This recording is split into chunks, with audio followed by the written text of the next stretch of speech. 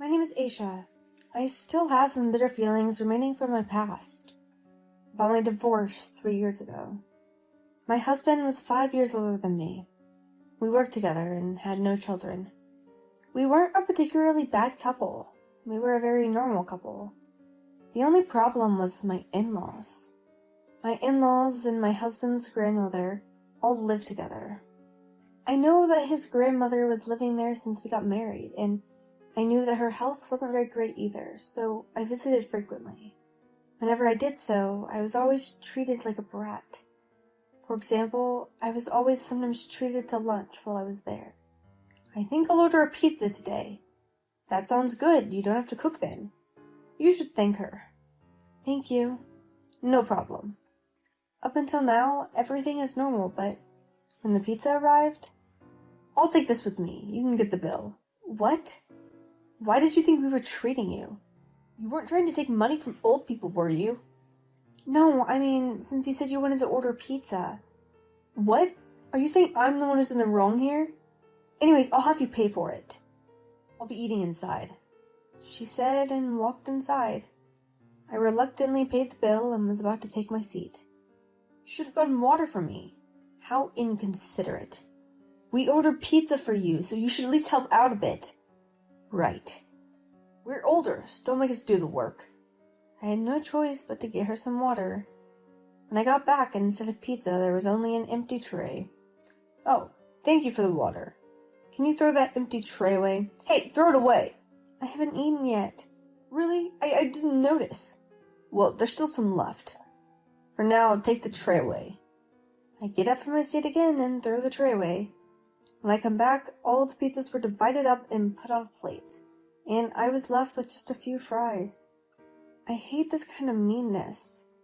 I know I shouldn't let them bully me, but to use good food to do it was even worse. So this is how it is. I'm going to leave then. That's so mean. You shouldn't get mad at me for something like this. So you did it on purpose. I thought maybe you were starting to get dementia. It's even worse if you did it on purpose. I'm going home. You're leaving? I'm gonna stay here. If you want to go home, you can walk. I'll take the car. Why don't you walk home instead? I said, leaving my husband at his parents' house. I went home after that. The next day, my husband came home. Mom was really mad at you yesterday. I don't know. It's her fault for doing that. She just forgot, I'm sure. No, it was on purpose. There's no way she'd talk to me like that if it was an accident. You weren't any better either. What am I supposed to do there? You could have saved some for me. Just forget about small things like that.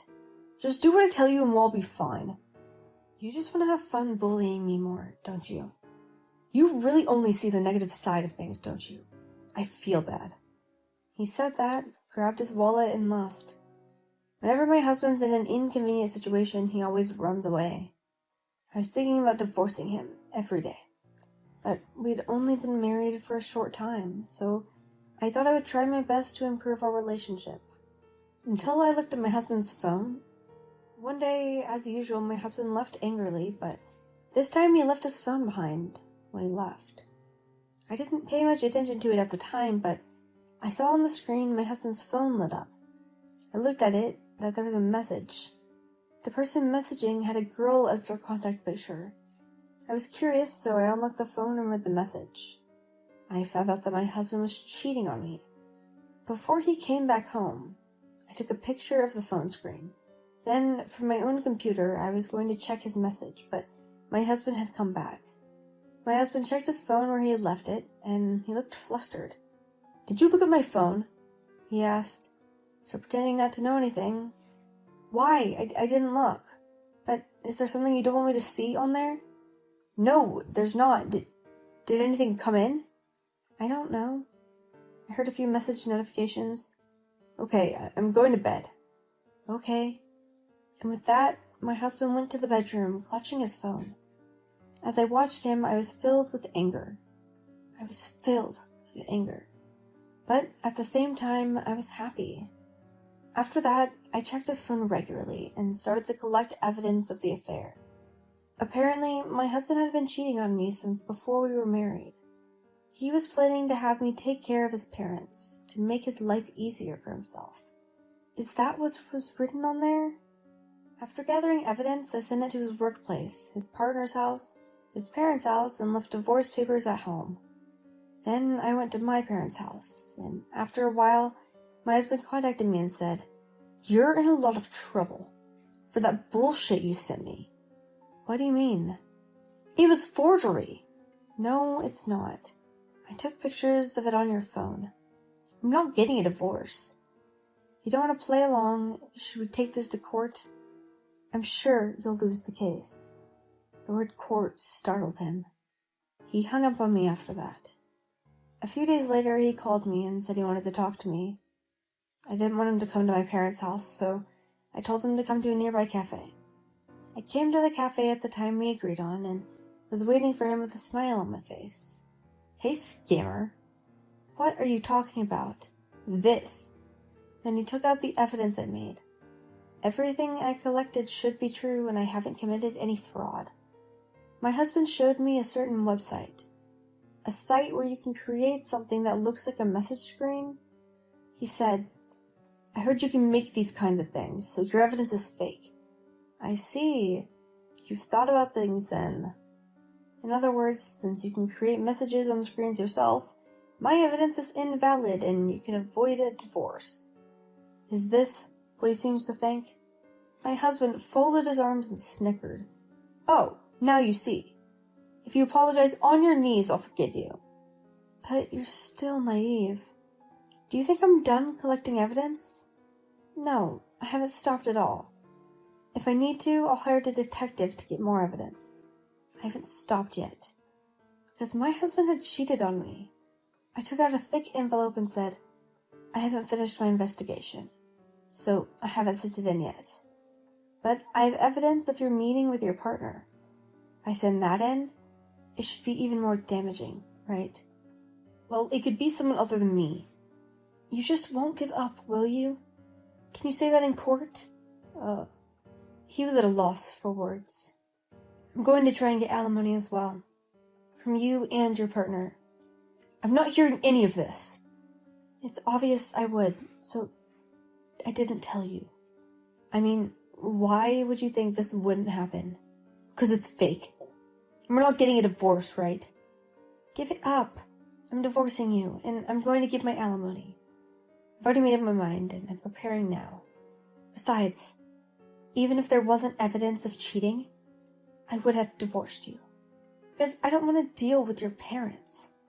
"You're saying it's my mom's fault?" "She said she didn't mean anything by it. I can't believe you're so narrow-minded to get angry over something that small." "I'm okay with being narrow-minded. If you won't go along with the divorce, I'll go to court and try and get higher alimony." He must have realized that I was serious about going to court, or maybe he just didn't want to have to take a chance at paying higher alimony. My husband signed the divorce papers on the spot, and he asked me to lower the alimony. I accepted, and we divorced. That was 3 years ago. I thought it was all over then, but apparently not. One day, I heard my husband tried to contact me. He sent a message to my parents' house. He had something he wanted to talk about, it seemed. I thought everything was over, so I wondered what he wanted to discuss. I thought it was strange, but I agreed. Then, my ex-husband and his parents came to my parents' house. "Long time no see." "Yeah, what did you want to talk about?" "How boring. It hasn't been that long since we divorced." "It's been 3 years. I am not going to stand here and talk to you out here. Will you let us in?"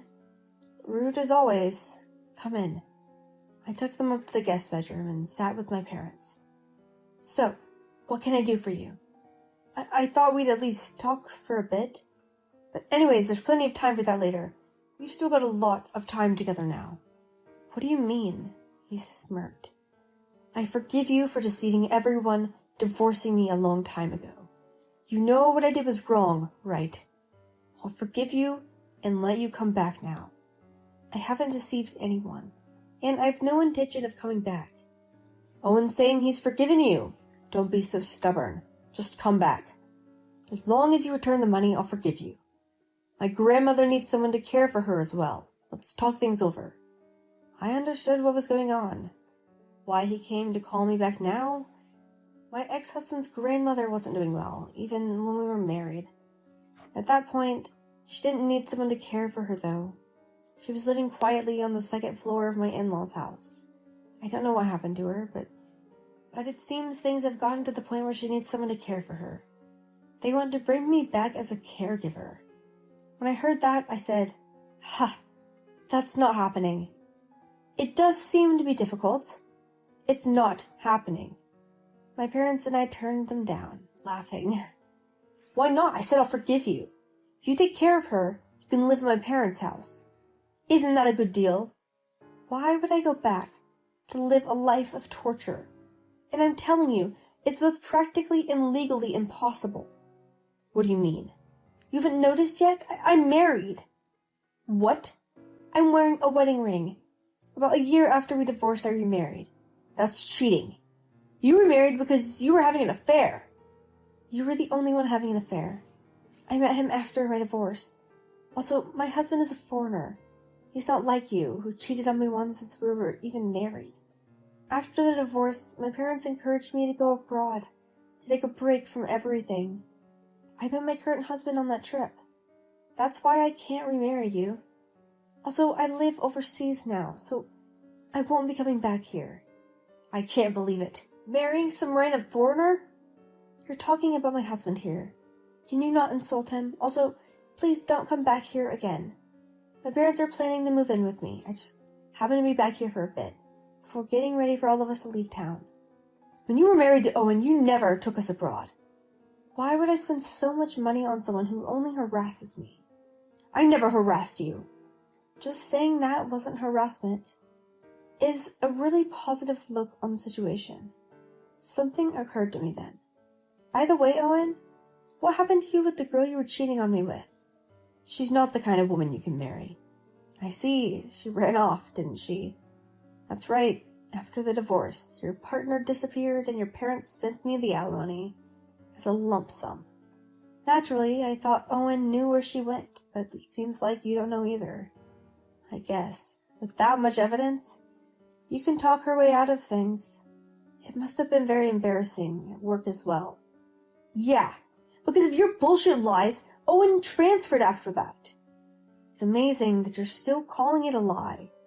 Even if it were true, it's a wife's duty to forgive. I'm not sure I have it in me to do that. I always taught her that cheating is the act of an animal with no morals. Seems like you weren't able to teach him that. It's alright, it just means that they don't match. My parents, perhaps, unable to take the insults any longer, started to join in. However, there was no point in arguing over things anymore. Anyways, I can't take care of you guys, for both physical and legal reasons. Please, leave us alone. You sure? You'll regret it. Why would I? I'm happy now, and I don't get along with your parents. And her new husband is a young businessman. He's handsome. Maybe even too much for my daughter. So will you please leave? I said to my ex-mother-in-law, who turned to me. I won't be mean to you anymore. I'm sorry Owen did things to you that he did. Please come back. My mother-in-law got down on her knees and apologized to me, but I didn't want her to do that now. It's already too late. Besides, I told you earlier, I'm already a married woman. It would be faster for you to find a new wife for Owen. Owen, who was watching me, gave me a look that I've never seen before. All this time, my mom has been saying she didn't do it on purpose. I didn't think that you were really that dense. I never thought you really believed that. Well, they believed. The evidence I prepared was fake. So I guess you two are similar in that regard. It's only natural to believe in your own son. It's also the role of a parent to scold their child when they do something wrong. When my father said that to him, my ex-father-in-law said, "Let's go home." And the three of them left. I don't know the details of what happened after that. However, according to an acquaintance, Owen is now living with them. He's working while taking care of his grandmother, and as for my ex-in-laws, they seem to have aged beyond recognition. When acquaintances see them on the street, they can't recognize them. As for me, I've moved overseas with my parents planned. My parents' house has been sold and the land has been cleared. My ex-in-laws will no longer visit me. From now on, I want to live a happy life with my husband